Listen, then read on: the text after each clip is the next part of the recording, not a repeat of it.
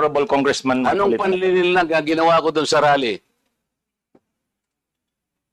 Yung po yatang speech nyo doon Hindi sa pa yata, kailangan siguruhin mo. Yan, ikaw, ang lakas ng loob mo na mag-vlog. Abogado ka pa naman. O ano? Hindi, tungkol lang sa sinasabi yung doktrina kanina. Attorney, abogado ka pala na nagtuturo sa Ateneo.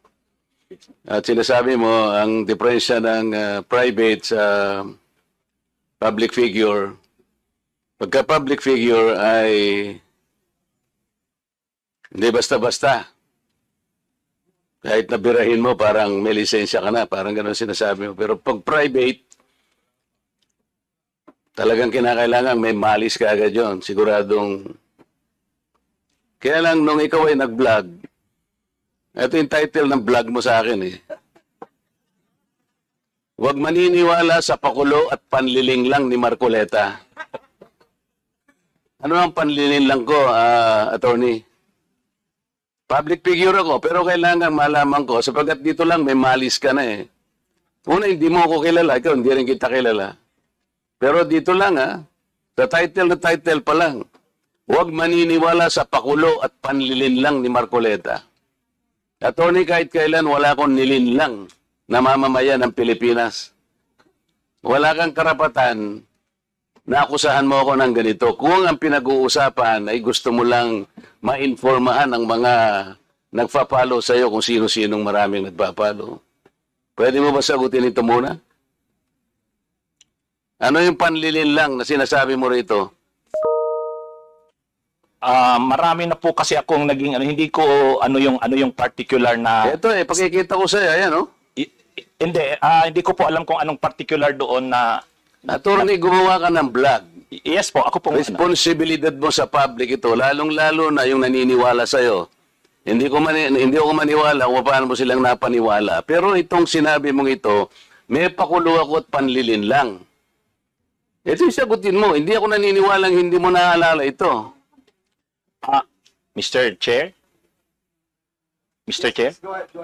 Actually po, dun yata yan sa rally ng Iglesia ni Cristo na naging subject din ako po ng programa ninyo sa yung dalawang pong kasama Honorable Congressman Marcoleta. Ako po yung naging subject nyo doon ni Saganang Mamamayan.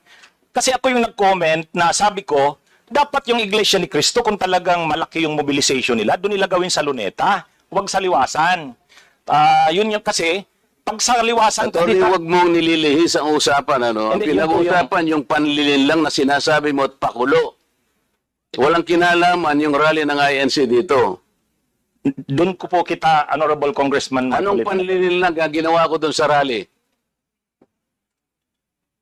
Yung po yatang speech nyo doon Hindi sa pa yata, kailangan siguruhin mo. Nagsalita ko doon, anong parte ng speech ko ang nilinlang ko ang mamamayang Pilipino? Honorable Congressman Marcoleta, yung reaction ko po yata yung speech nyo po doon sa Ano stage. nga, kung alam mo yung speech ko, ano yung panlilinlang doon?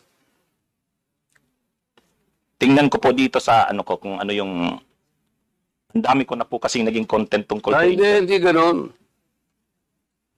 Ako kapag sinabi ko, alam ko ang pinagbabasihan ko. Kahit matagal na yon, maaalala ko. Pag nilinlang ako ng isang tao, alam ko. Problema sa inyo, hindi ko nilalahat ang vloggers, Ako, hindi ko minamasama yung vlogs. Yan ay part ng, ng ating free speech. Expression.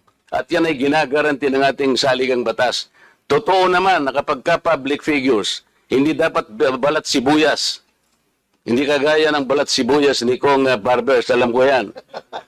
Pero hindi nangangahulugan. Kailangan i-establish ninyo. I-establish mo. Ikaw ay abogado pa rin, kagaya na sinasabi mo, nagtuturo ka pa sa isang reputableng institusyon. At pagkatapos, tinatanong ko lang ngayon, ikaw ang nagbablog, Basta po tungkol po talaga yung naging topic ko po kayo tungkol dun sa rally ng Ano ANC. nga yung sinabi ko sa rally na nanilang ako ng Pilipino? Wala ka man lang maisip? Ito yung uri mo na hindi kailangan talagang nagbablog Nami-mislead mo yung mga tao, nililin lang mo yung mga tao. Ang dahilan ay hindi mo man lang masabi kung ano yung aking mga panlilinlang na sinasabi mo rito. Pakulo at panlilinlang.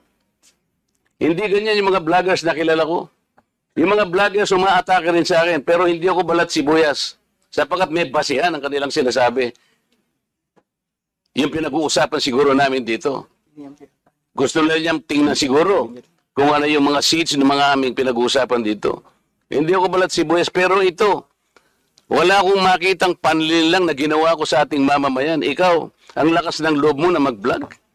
Abogado ka pa naman. O ano?